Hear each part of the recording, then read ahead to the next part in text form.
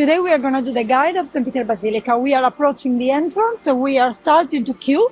The queue is not very long. We are in November. And after going through the metal detector and the police checks, we are going to enter the Basilica. To enter the Basilica, obviously, you cannot bring sharp objects. And here it's also written, you can enter with your water bottle, but plastic. You cannot enter with any glass container.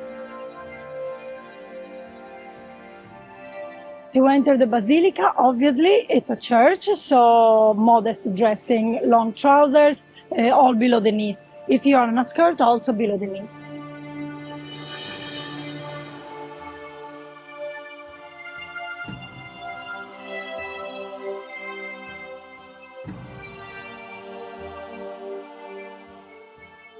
We are entering the Basilica. This is the facade of the Renaissance Vatican Basilica, St. Peter.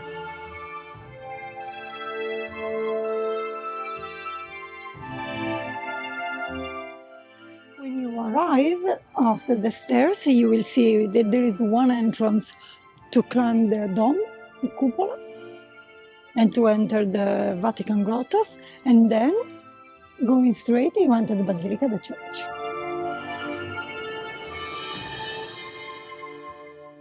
This is the holy door of St. Peter Basilica. It's always closed. It's open only for the Jubilee year. So in 2025, it will be open for the pilgrims to step over. And it's one of the things that pilgrims do to receive plenary indulgence. This year will be open on December 24th. 2024 by the Pope, and it will be the event that kicks off the Jubilee year 2025. It will be also the last of the holy doors, of the 4 holy doors to be closed, and it will be closed on the 6th of January 2026. Now we are entering the Basilica of St. Peter. You can see it's also for wheelchair friendly, because there is also the entrance for disabled. When entering the St. Peter Basilica, everybody, the first thing they do is rush to see the La Pietà sculpture of Michelangelo. Obviously it's gorgeous, but I suggest it's very close to the entrance. It's right in front of the door. This round porphyry square stone, this is a piece of history, because it's where the emperor of the Sacred Roman Empire, Charlemagne, kneeled and was crowned emperor by the Pope in the year 800. It's one of the very, very few pieces from the floor, the pavement of the Constantinian Basilica. So the Basilica that was here, the first Basilica, the original Basilica built in the 4th century by the Emperor Constantine, the original Basilica that was here before this Renaissance Basilica. So this is one of the very few pieces of the floor of the ancient Constantinian Basilica.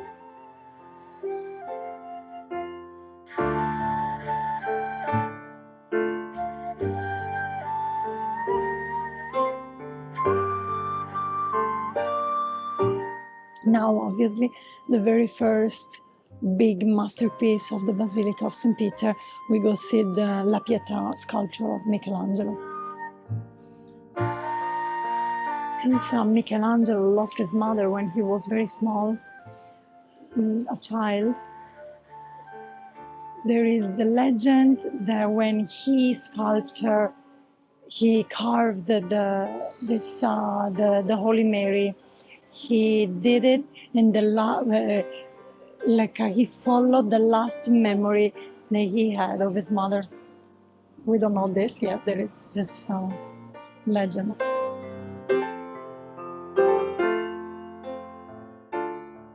From the sculpture La Pietà, we carry on and we visit the rest of the masterpieces in the Basilica. And the Basilica is a giant gathering and cluster of huge sculptures and marble columns, and you will see masterpieces everywhere, even if not for every single piece you will know the actual artist, but it's everywhere you turn, it's beauty. The Basilica is hugely impressive.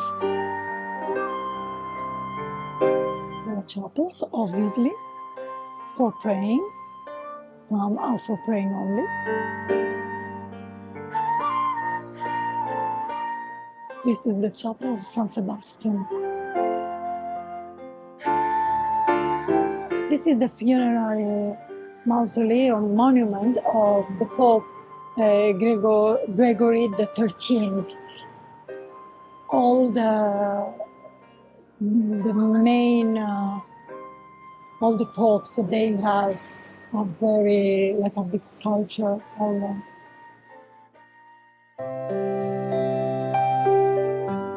This is the chapel of Saint Jerome in St. Peter, and this one in the crystal, inside the crystal urn, they are kept the remains of the Pope John the 23rd. He was declared saint, so he is Saint John the 23rd.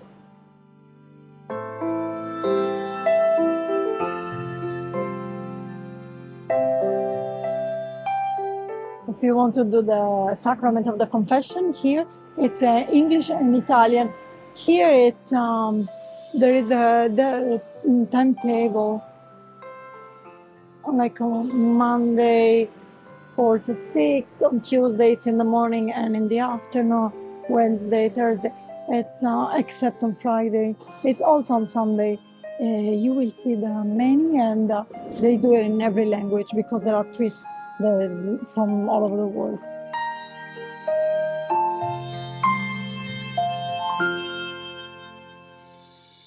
This one is another famous sculpture in the Basilica of St. Peter because it's the monument of the Pope Clement XIII, and it was carved by the very famous Italian sculptor Antonio Canova in the late 18th century. Obviously, one of the biggest masterpieces in the St. Peter Basilica is this bronze canopy, the Baldachin of St. Peter, by Gian Lorenzo Bernini. When I say Gian Lorenzo Bernini, it means him. He designed it, and then all the project, it's his school, and in this particular work, also the very famous Francesco Borromini, architect and artist, participated. It's very famous, the rivalry between Bernini and Borromini, but in this work, in this masterpiece, they work together. I don't think in big friendship, because there is the rumor that in the end Borromini wasn't even paid for this work, but there is the collaboration of Bernini and Borromini in this piece. Apart from the art, you need to consider what it stands for, the meaning. It's a very important meaning for the Catholic Church and Catholics, because it was built on top of the tomb of St. Peter. So and then on top of the baldachin, it's the dome, the cupola di San Pietro, the dome of St. Peter by Michelangelo. This is layer after layer, century after century. It's to testify the devotion towards St. Peter of the Catholic Church. Right on top of the Baldachin of St. Peter by Bernini is the wonderful dome, cupola di San Pietro, the dome of St. Peter by Michelangelo. Sadly, Michelangelo never saw St. Peter's dome complete. Designed by him after his death in 1564, his pupil Giacomo della Porta took over the project of St. Peter's dome. It was completed 24 years after Michelangelo's death. The dome has an inner diameter of more than 42 meters and is more than 136 meters tall, making it one of the world's tallest domes.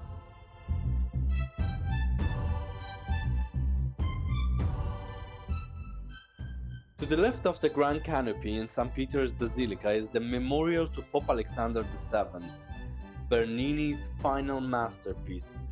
It shows the Pope kneeling in prayer surrounded by statues of his virtues: charity, prudence, justice, and truth.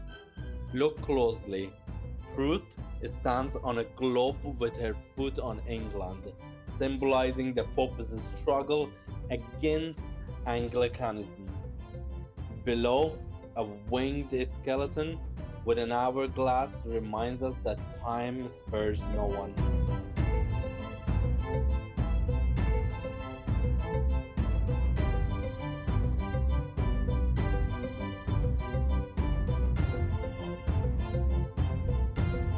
From here, it's the entrance to the Treasury Museum of the St. Peter Basilica, the Vatican.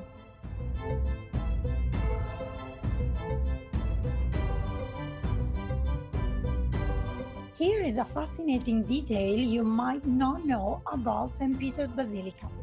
It's the final resting place for three remarkable women: Christina, Queen of Sweden, known for her love of arts and music; Matilda of Canossa, a powerful figure from the Italian house of Canossa; and the pious Polish princess Maria Clementina Sobieska, buried there by extraordinary concession by Pope Benedict XIV.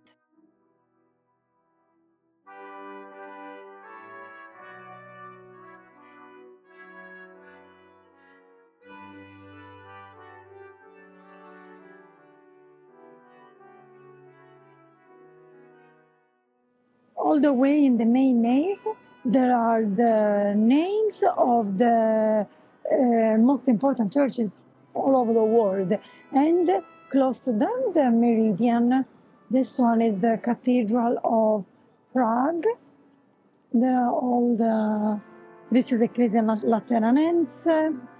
This one is the one in California, Ecclesia Cathedrals Angelorum in California. Among the churches, the important Christian churches, you can see that it's also mentioned the one in Constantinople, which now is Istanbul, Hagia Sophia, the Costantinopolitana Dive Sophia Ecclesia, the church of Hagia Sophia in Constantinople. Constantinople was the Byzantine capital of the Roman Eastern Empire, and now is Istanbul. Now the Hagia Sophia was built as a church, and it was turned into a mosque.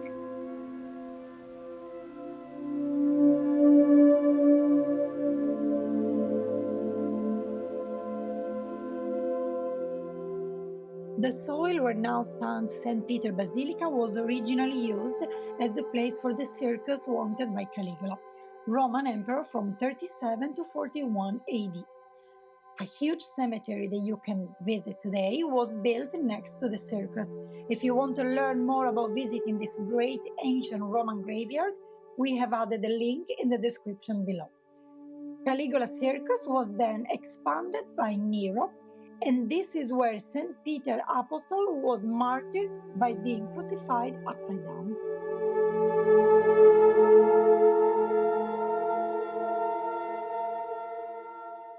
This is not the original St. Peter's Basilica. The basilica we see today, in fact, lies on top of the former basilica devoted to St. Peter Apostle, commissioned by Emperor Constantine. The original basilica was smaller than the modern one, but had the same orientation. The switch from the Constantinian building to today's basilica was gradual and went through different renovation works. Started by Pope Niccolo V, they lasted for about 150 years and saw a glorious sequence of some of the most famous artists of the time, from Raphael to Michelangelo. The latter, among the other things, designed the dome and personally followed the construction until he died in 1564. If you enjoyed this video, give us a thumbs up, subscribe to our channel, and visit RomeActually.com for everything about Rome.